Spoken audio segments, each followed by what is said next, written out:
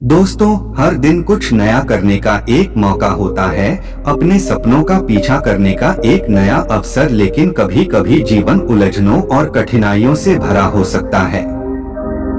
कभी कभी ऐसे पल होते हैं जब हम पीछे मुड़कर महसूस करते हैं जैसे कि हमने अपना कीमती समय बर्बाद किया हो या महत्वपूर्ण अवसरों का फायदा नहीं उठाया हो।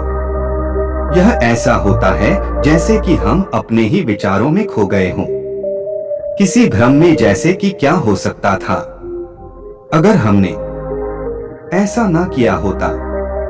इन पलों में व्यक्ति खो जाता है और यह मानता है कि उसने अपना अवसर गवा दिया है, और यह एक भारी बोझ बन सकता है। और कई बार हमें हारा हुआ महसूस होने के कारण ही हमें अलग अलग भावनाओं महसूस करनी पड़ती है। कभी निराशा तो कभी दुख, कभी बीते हुए वक्त का पछतावा तो कभी हमारे खुद की क्षमता पर संदेह या फिर आने वाले कल की चिंता। ऐसे कई सारे भावनाओं हमें सताते रहते हैं। तो चलिए आज के इस बोध कहानी के माध्यम से ये जानते हैं कि छूटे हुए मौकों पर गौर करने के बारे में गौतम बुद्ध ने हमें क्या सिखाया है।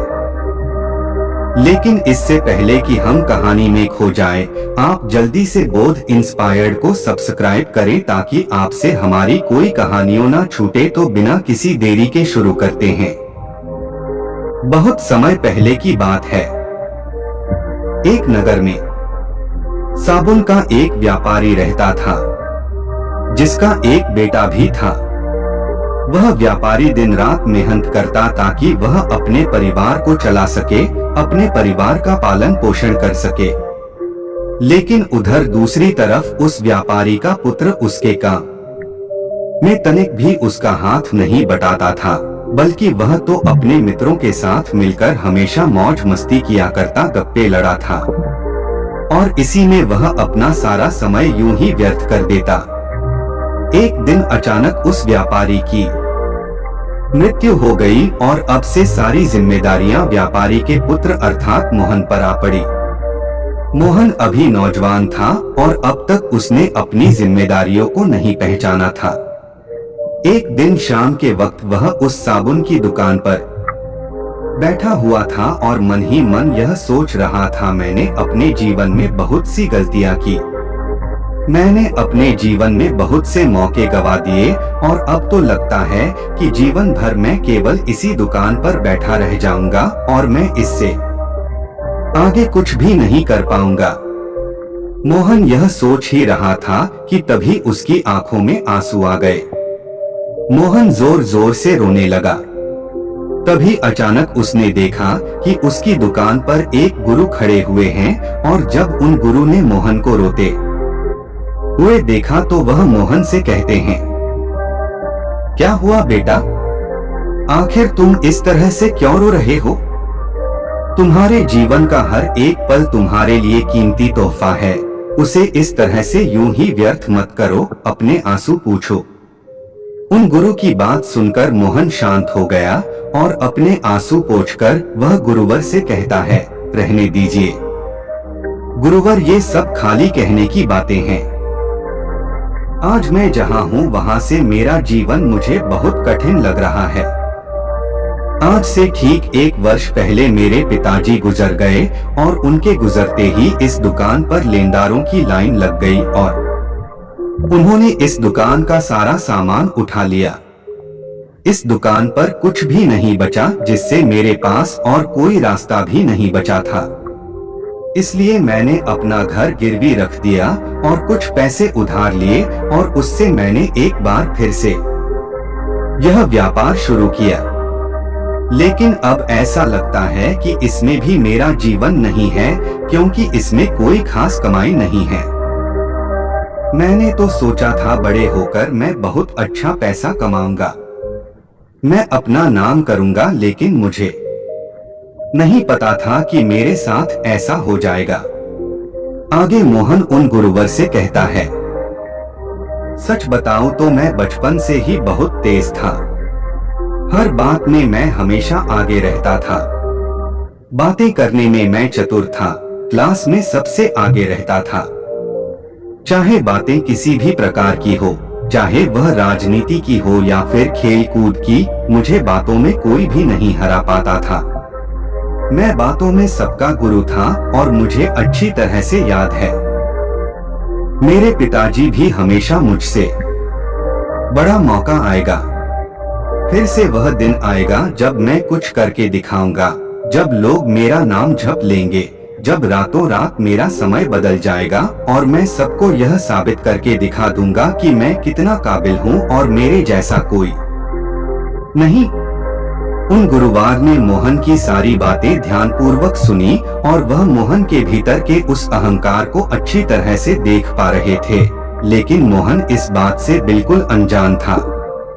तभी गुरुवर मोहन से कहते हैं, बेटा तुम मेरे साथ चलो, मैं तुम्हें कुछ दिखाना चाहता हूँ।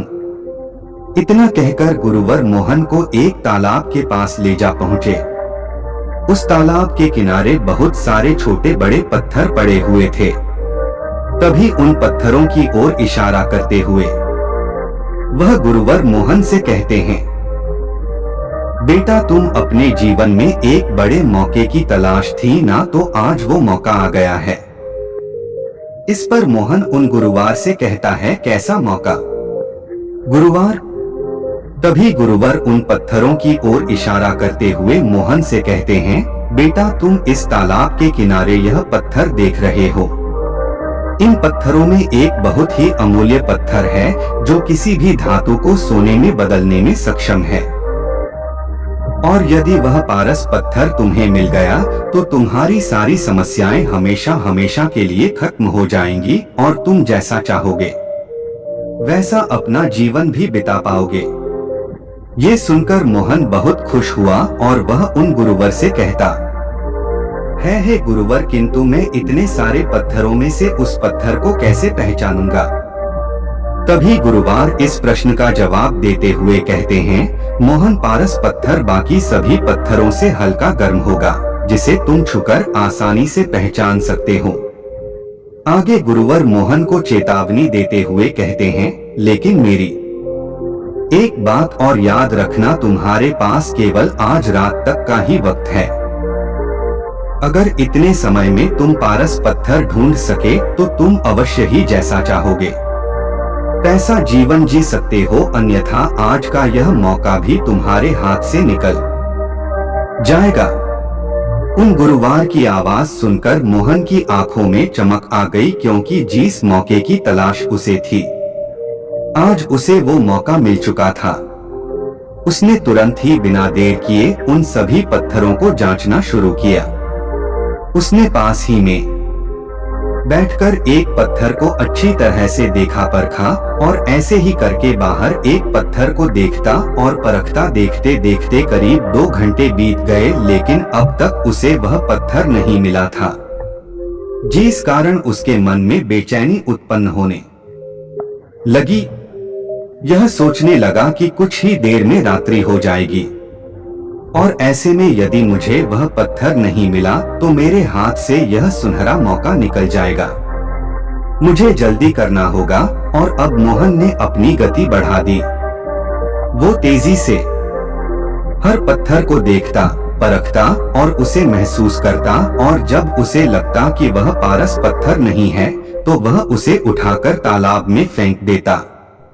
और लगातार ऐसा करते करते अचानक उसके हाथ में एक गर्म पत्थर आया।